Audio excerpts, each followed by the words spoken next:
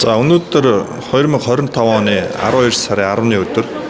Тэгээ энэ өдөр бол одоогоос 35 жилийн өмнө 1990 оны 12 сарын 10-ны өдөр яг энэ талбай дээр монголчууд өөрсдийнхөө үгээ хэлэх, үзэл бодлоо илэрхийлэх энэ эрх чөлөөнийхэн төлөө тэмцэжсэн ийм түүхэн өдөр байгаа. Тэгээ энэ өдөр бас Ардчилсан намын хүний эрхийн хорооноос бас яг энэ хулгайлагдсан эрх чөлөө буюу энэ 35 жилийн хугацаанд 1990 оноос хойш өнөөдрийг хүртэл бид Ардчилсан нийгмийг сонгосон.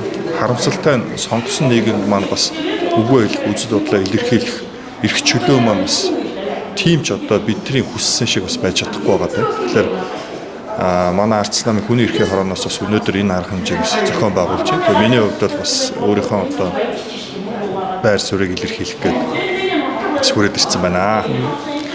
Тэгэхээр юу ч юм. Одоо шууд Ардчилсан юу нийгэм рүү ороод 35 жил болчихлоо. Энэ хугацаанд бол хүний эрх бол маш ихээр зөрчигдсөлдөө.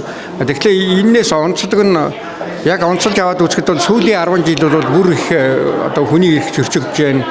Тэр үеийн хэлээд өөр амьд явах эрхэнд нь хүртэл халдаж штэ тий. Энэ талаар та ер нь юу боддیں۔ Ерөөсөө ийм байгаа шүү дээ. Одоо чи яг Ардчилсан нам олон намууд буюу Ардчилсан үзэл баримталтай намууд нэгдээд бас 25 жил болж байгаа. За бид нэр монголчууд нийгмээрээ 1990 онд энэ Ардчилсан хувьсгал буюу эхлүүлээд энэ Ардчилсан нийгмийг сонгосон. Харамсалтай нь энэ нийгмийг өнөөдөр удирдах байгаа Монгол Ардын нам бол коммунист үзэл баримталтай нам.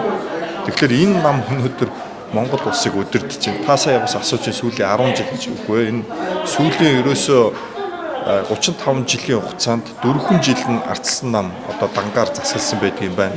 За 2 ч удаа яг хамтарсан засагт орсон байдаг. Үлдсэн бүх хугацаанд нь Монгол Ардын нам буюу өнөөдрийн эрх баригч нар энэ Монгол улсыг удирдсан байна.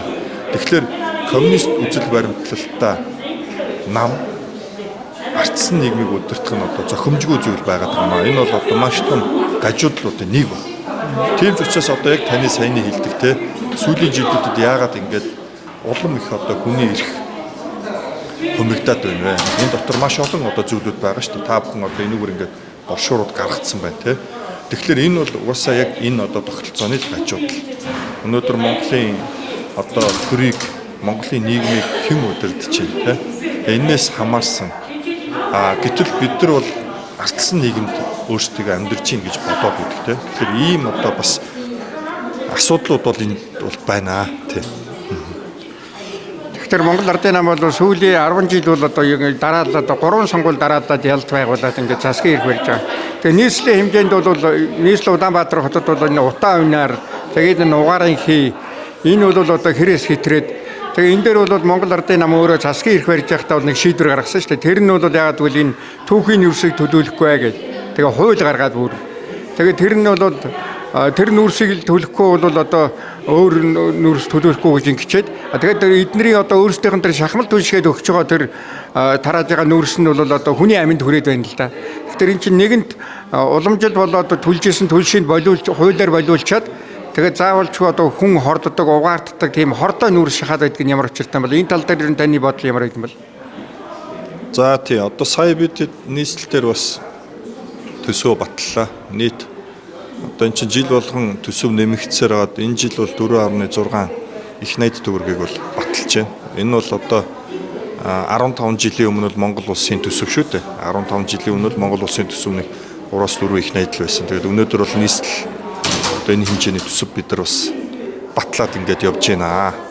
Харамсалтай нь маш хэмжээний төсөв баталж байгаа ч гэсэн иргэдийн буюу Улаанбаатар хотод ажиллаж амьдарч байгаа иргэдийн асуудал маань бас энэ төвшөнд шийдэгдэж чадж гэнэ үгүй гэдэг дээр бид нар бас анхаарлаа хандуулж ажиллах хэрэгтэй байгаа.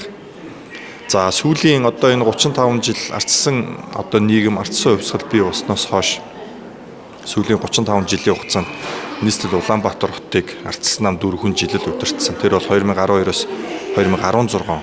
За бусад үед нь бол ингээд Монгол Ардын нам олонх болж энэ хотыг удирдах байна. Тэгээд энэ нөхдүүдийн удирдах байгаа хот ямар байдалтай байгааг та сая бас зөвхөн нэг гин шин дээр хэллээ шүү дээ. Утаа гэдэг Тэгэхээр жил болгон бид нар утаан дээр хичнээн төгрөг зарцуулж ийн татвар төлөгч нарын. За дээрэс нь хичнээн хүн эрүүл мэндээр хохирж ийн, хичнээн хүн амь насаараа хохирж ийн, хичнээн хүн эд хөрөнгөөр хохирж ийн гэдэг ингээд тооцож үзвэл маш их одоо асуудлууд байгаа. Харамсалтай нь энэ асуудлыг шийдэхийн тулд жил болгон одоо сайжруулсан түлш, шахмал түлш, одоо коксцсон одоо түлш, за хятадын түлш гэдэг ингээд л одоо яваад байна. Энэ дээр бол одоо өнөхөр харамсалтай. Ер нь бол Улаанбаатарчууд бид утаанаас салахын тулд гал төлөхгүй л байх хэрэгтэй. Тэгэхээр энэ гал төлөхгүй байх олон аргууд байгаа даа. Тэгээ энэ аргуудыг бид нар хэрэглээд явах ёстой л гэж ингэж бодож байна. Тэгээд энэ юу штэ одоо нөгөө та униарын тал тийм байж байна. Шүүх хуулийн байгууллагын завхарсан байдал бол үнэхээр газар авлаа тийм ээ. Албан тушаалтнууд уу одоо төрийн өндөр албан тушаалтнууд бол үйлчлэхгүй байна. Жирийн иргэдэд бол ерөөсөө тэр дорн үйлчлээл тэгэл асуудлаа шийдээд яваад байна л да. Тэгээ энэ тал дээр бас ардчилсан намаас ер нь юу гэж бодд юм бол та нийслэлийн ардчилсан намын дарга хувьд энэ тал дээр баяр суурь хэлж өгөө. Тэгээ ер нь бол ард түмэн нөгөө шудраг байдлыг л хүсэж байгаа шүү дээ. Шудраг шийдвэрийг л хүсэж байгаа. Бүх шатанда зөвхөн одоо энэ шүүх хуулийн байгууллага биш. Ерөөсөө энэ төрийн байгууллага энэ бүх шатанд шудраг нийгмийг л бид хүсэж байгаа, шудраг байхыг хүсэж байгаа. Ямар нэгэн одоо ижил бус одоо шийдвэрүүдийг бол хүсэхгүй байгаа шүү дээ. Нэг дабл стандарт гэдэг тийм хоёр янзын одоо шийдвэр гаргахыг бол хүсэхгүй байгаа. Эрх мэдэлтэй, мөнгөтэй, албан тушаалтангуудад нэг өөр шийдвэр гаргадаг. Эгэл жирийн иргэдтэй нэг өөр шийдвэр гаргадаг. Энийг бол мэдээж бид нар эсэргүүцдэг. Энэний байнга одоо эсрэг байхыг хичээдэг. Тэр ч утгаараа бид нар одоо шүүхтэй найддаг тийм шүүгч нарт бид нар найддаг. Авилга, эрх мэдэл, албан тушаалд хамруулахгүй тулд хараат бус байрлахыг хичээдэг. За тэр одоо хангамж цалин мөнгөний бусдаас арай өндөр бас тавьсан байдаг тийм. Гэх мэтлэн ингээд уул нь бол ийм боломжуудыг олгосон байдаг. Гэхдээ бас зарим тохиолдолд одоо бас энэ асуудал маань эрх мэдэлтний талд, эрх барьж байгаа намын талд тийм дарга нарын талд гаргадаг ийм одоо асуудлууд байгаа. Тэгээ өнөөдрийн хилцүүлэг дээр бол одоо яг тэр хохирсон иргэд өөрсдөө бас үгүй хэлэх байх гэж ингэж бодож байна. За өнөөдрийн энэ хилцүүлэг тэгвэл юу штэ одоо ардчилсан намын гишүүдээр зогсохгүй одоо жирийн иргэдүүд Монголын одоо хилмигдэж байгаа гэж өөргөө үзсэн. Тэгээд энэ даалбал стандартанд өртсөн энэ хууль шүүхийн байгууллагын завхарсан байдалд одоо хилмигдсэн энэ улсад бас энэ дэрж үгээ хэлэхээр ингээд цуглаж чад байна л да. Тэгээ энэ дээр бол ардчилсан нам бол энэ хүний эрхийнхаа өдрөөр бол одоо ингээд Монгол даяар шууд дамжуулаад ингээд хүний эрхийн зөрчлийн талаар энэ хилмигдүүлэлт явагдаж байгаагийн талаар ингээд сайхан сонсгол зохион байгуулж байгаа одоо та ардчилсан намд одоо баяр хүргье. Тэгээ ардчилсан намын энэ зохион байгуулж байгаа энэ сонсгол амжилттай болох тугай гэж хүсье. Танд амжилт хүсье. За баярлалаа. За.